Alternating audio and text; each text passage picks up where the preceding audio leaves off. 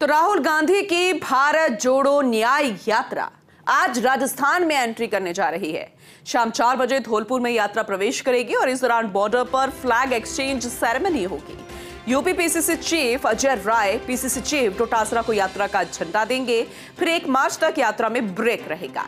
राहुल गांधी 2 मार्च को दोपहर 2 बजे धौलपुर से यात्रा की शुरुआत करने जा रहे हैं, लेकिन राजस्थान में आज इसकी एंट्री हो जाएगी। बेहद खास जानकारी आप तक पहुंचा रहे हैं, अपने आप में इसलिए भी खास क्योंकि धौलपुर को चुना गया है। 4 बजे धौलपुर में यात्रा प्रवेश करेगी और फ्लैग एक्सचेंज सेरेमनी होगी। एक बॉर्डर से दूसरे बॉर्डर पर, यानी कि बॉर्डर पर फ्लैग एक्सचेंज सेरेमनी होगी। यूपी पीसीसी यानी कि उत्तर प्रदेश के पीसीसी चीफ अजय राय राजस्थान के पीसीसी चीफ डोटासरा को, गोविंद सिंह डोटासरा को यात्रा का झंडा सौंपेंगे, यानी कि जब तक राजस्थान में यात्रा जिम्मेदारी पीसीसी चीफ डोटासरा की। फिर 1 मार्च तक यात्रा में ब्रेक रहेगा। राहुल गांधी 2 मार्च को दोपहर 2 बजे धौलपुर से इस यात्रा की शुरुआत करेंगे। फिर उसके बाद ये भी जानकारी मिल रही है कि मध्य प्रदेश का भी रुख करेंगे। यहीं से ही राहुल गांधी। वरिष्ठ योगी दिनेश डांगी हमारे साथ जुड़ चुके हैं, ज्यादा जानकारी उनसे लेंगे। दिनेश, क्योंकि बेहद खास दिन है आज राजस्थान के कांग्रेसियों के लिए, राहुल गांधी की शाम 4 बजे धौलपुर में यात्रा प्रवेश करेगी, यानी कि राजस्थान में एंट्री हो जाएगी और फ्लैग एक्सचेंज सेरेमनी भी है। तो इसके बारे में विस्तार से जरा जानकारी दीजिएगा। जी देखिए, राहुल गांधी की जो दूसरे फेज की भारत जोड़ो है, आज उसको 43 दिन पूरे हो चुके हैं और यात्रा अब तक 11 राज्यों का सफर है वो पूरा कर चुकी है। आज उत्तर प्रदेश में आखिरी दिन है और उसके बाद आगरा जिले से यात्रा राजस्थान में एंट्री करेगी। तकरीबन शाम 4-5 बजे के दरमियान यात्रा राजस्थान में प्रवेश करेगी और किसी भी राज्य में जब यात्रा एंट्री करती है तो एक फ्लैग एक्सचेंज सेरेमनी होती है। तो उत्तर प्रदेश के अध्यक्ष राजस्थान के अध्यक्ष को यात्रा का झंडा है वो हैंड ओवर करेंगे और उसके बाद बॉर्डर पर ही एक पब्लिक मीटिंग है वो भी यहाँ पर रखी गई है। और पूनम जनसभा के बाद राहुल गांधी दिल्ली के लिए रवाना हो जाएंगे, क्योंकि अगले 2 दिन फिर वो विदेश के दौरे पर रहेंगे। तो 1 मार्च तक यात्रा पर ब्रेक रहेगा, यानी यात्रा का पड़ाव है वो 1 मार्च तक यही रुकेगा। उसके बाद 2 मार्च को यात्रा का आगाज होगा और धौलपुर शहर से राहुल गांधी एक रोड शो करते हुए मध्य प्रदेश की तरफ बढ़ेंगे।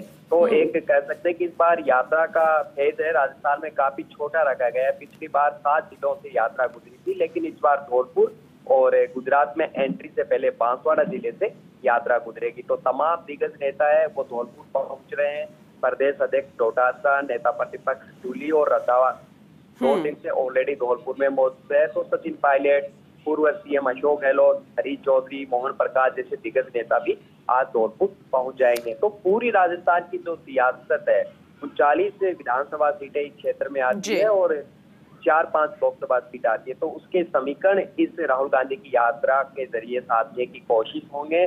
10,000 से ज्यादा भीड़ जुटने का दावा आज कांग्रेस नेताओं ने यहाँ पर किया गया है और राजाखेड़ा विधानसभा क्षेत्र में ये सारा आज प्रोग्राम है वो होने जा रहा है। तो 2 मार्च के बाद कह सकते हैं कि यात्रा रौनक पर रहेगी, लेकिन आज यात्रा 43वें दिन 12वें राज्य में एंट्री यहाँ पर कर जाएगी। मणिपुर से इस यात्रा का आगाज हुआ तो बेहद उत्साह और जोश देखा जा रहा है। तो लोकसभा चुनाव से ठीक पहले ये यात्रा आ रही है, तो कार्यकर्ताओं में एक उत्साह का संचार पैदा करने इस बात से इनकार नहीं किया जा सकता कि कार्यकर्ताओं में उत्साह का संचार भी भरती नजर आएगी लोकसभा चुनावों से पहले। लेकिन दिनेश जी, इसको ऐसे भी देखना चाहिए धौलपुर कितना असर डालती है, यानी कि ये बेल्ट कितना असर डालती है, तो आपने बता दिया। लेकिन आज राजनीति का गढ़ भी बनता जा रहा है धौलपुर। आज इसलिए क्योंकि अगर भारतीय जनता पार्टी की धन्यवाद आभार सभा की हम बात करें, उस यात्रा की बात करें जो कि कल से शुरू हो गई है, तो ये सुनने में आ रहा है कि धौलपुर से भी आज शुरुआत होगी, आज दूसरे दिन की।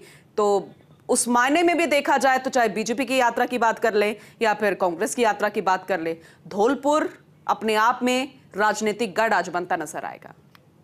बिल्कुल कह सकते हैं, क्योंकि एक तरफ जहां राहुल गांधी की यात्रा एंट्री करेगी तो पार्टी के अंदर मुख्यमंत्री भजन लाल शर्मा ईआरसीपी को लेकर जो अपनी आभार यात्रा है वो निकालेंगे। तो आज पूरी तरह से धौलपुर जिले की राजनीति कह सकते हैं कि परवान पर रहेगी और यात्रा वर्सेज यात्रा एक सियासी माहौल यहाँ पर देखने होगा। धौलपुर जिले में 4 विधानसभा सीटें हैं, हालांकि बीजेपी का यहाँ से खाता नहीं खुला। 3 विधानसभा सीटें कांग्रेस के पास है और 1 बसपा के खाते में। तो बाड़ी से बीजेपी दूसरे नंबर पर रही थी, तो ऐसे में दोनों ही दल यात्राओं के जरिए कह सकते हैं कि सियासत और समीकरण साधने की कोशिश कर रहे हैं, और राजनीति के अंदर यात्राओं का बहुत अहम रोल रहा है, चाहे वो लाल कृष्ण आडवाणी की यात्रा हो या फिर चंद्रशेखर ने जो निकाली यात्रा।